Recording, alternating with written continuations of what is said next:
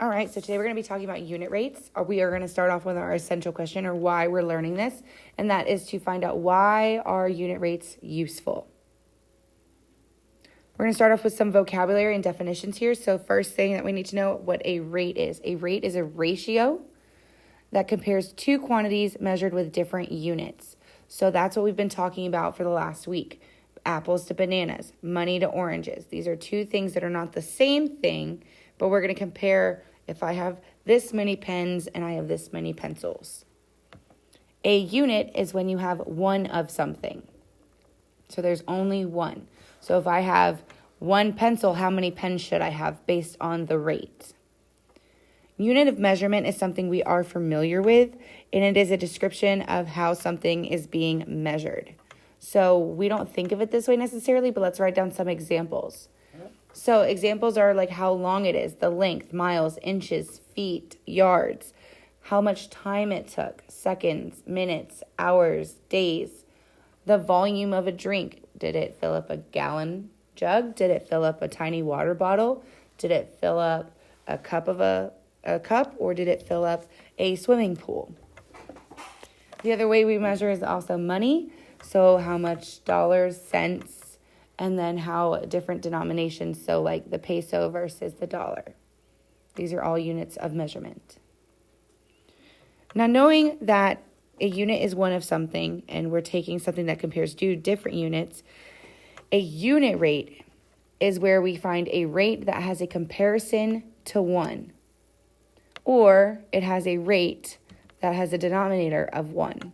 And I'll show you what this looks like in just a little bit. But basically, this is where we take our ratio table, and our goal is to be at 1 at the end. So let's look down to this next section where it says how to find a unit rate. So it gives us 3 steps, and it even gives us an or in step 2, so there's either way you can do it. Now keep in mind this is using a traditional method, and we use the ratio tables, but it basically is the same because our fractions are our ratio table. So first, right? The ratio as a fraction.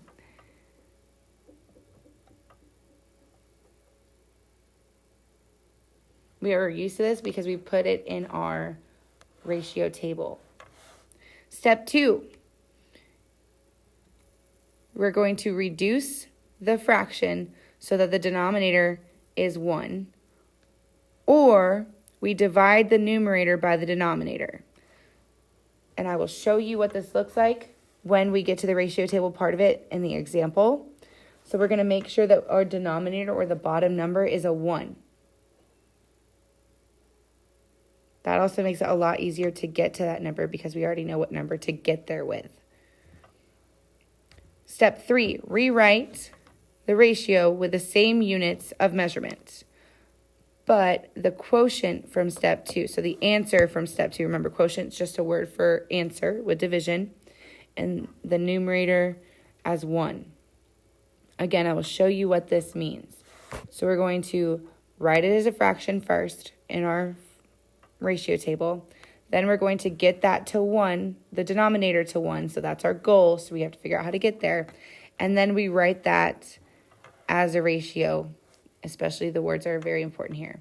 Now, one thing I do want you to write down as a side note, because we've talked about this before, money always goes on top. It's not about order. It always goes on top. Now let's go ahead and look down at that example. It says a job pays $80 per hour, or per 8 hours. Find the unit rate. So a unit rate is asking how much money do we get per hour. So one thing I want you to know is when you see that word per, that means 1. So it's just like we've been doing with our rates and ratios before. Whenever we see per something, it literally means 1, and that's usually our goal. So we're going to go ahead and set up our ratio table. So you have a job that pays $80. Again, money on top. And the other thing is 8 hours. So $80, 8 hours. Our goal is to find out how much it is per hour, which means 1 hour. I put the 1 on the bottom because we're talking about the hours is how much we're measuring, 1 hour. So there are multiple ways to get there, but when we are really looking at this, the easiest way to do this is to divide by the number on the bottom, because A number divided by itself always gets you to 1. That tells you what math you really need to do on top to get you to your answer.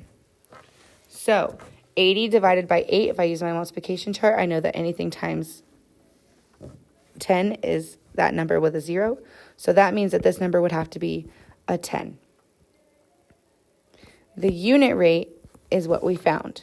So this would be $10 per hour.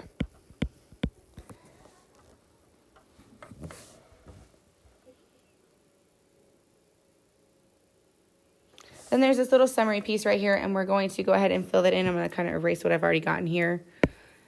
And we're going to fill that in by telling what exactly a unit rate is. So a unit rate tells us how much one of something represents.